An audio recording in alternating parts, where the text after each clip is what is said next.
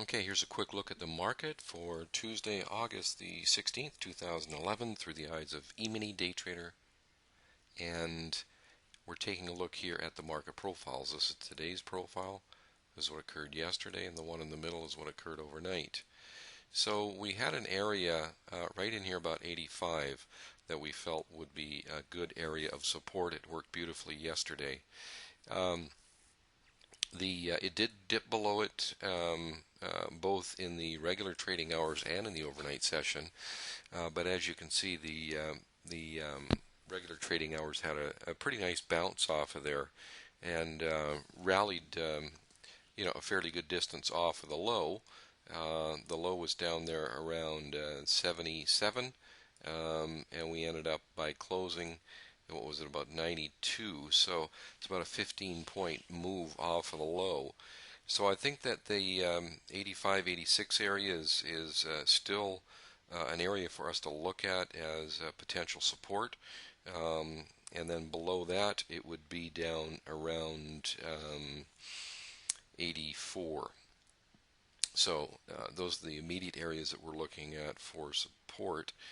Obviously, 84 is not too far from 85 or 86, but really the next one even below that would be quite a ways down, about 76.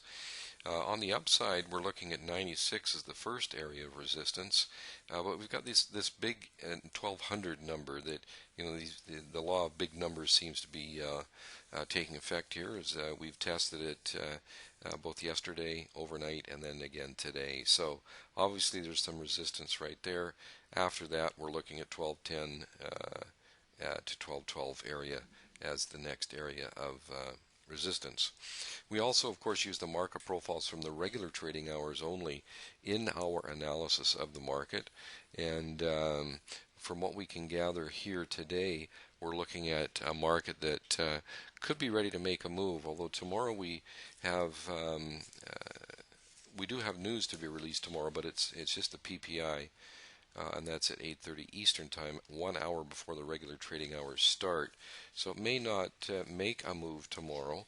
It may wait until Thursday when the jobless claims, CPI, and existing home sales are released.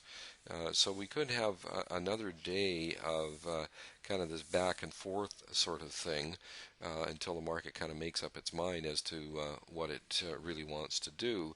Although I would say the underlying bias on a day-to-day basis is still in the up mode. Here's our software here, and you can see these.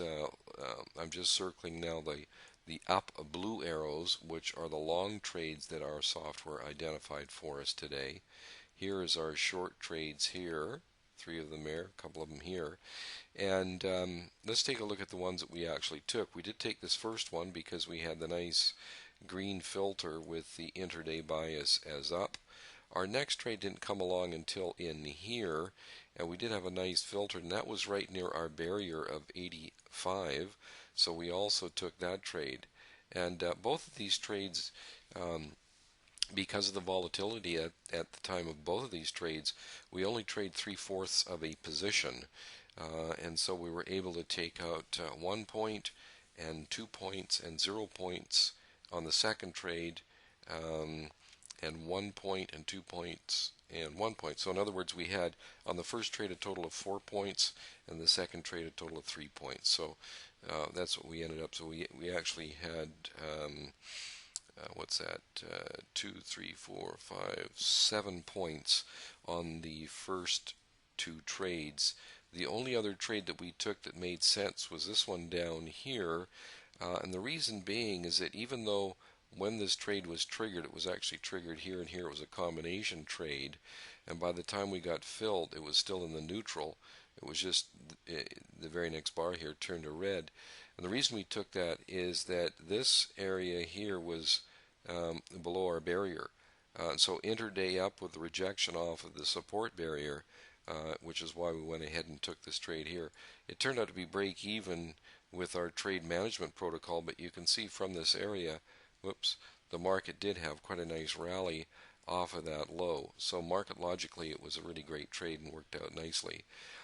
These other trades here, you can see the dashed red arrow here. It came up and hit our price right to the dot. and we also had two other short trades here. We didn't take them, but both of them hit our first and second objectives. This one here we did not take because it was a selling trade right into our barrier, and obviously we're not going to take that one. So we ended up by just taking the three trades today, and ending up with the 7 points of profit. So any questions or comments, don't hesitate in getting a hold of us.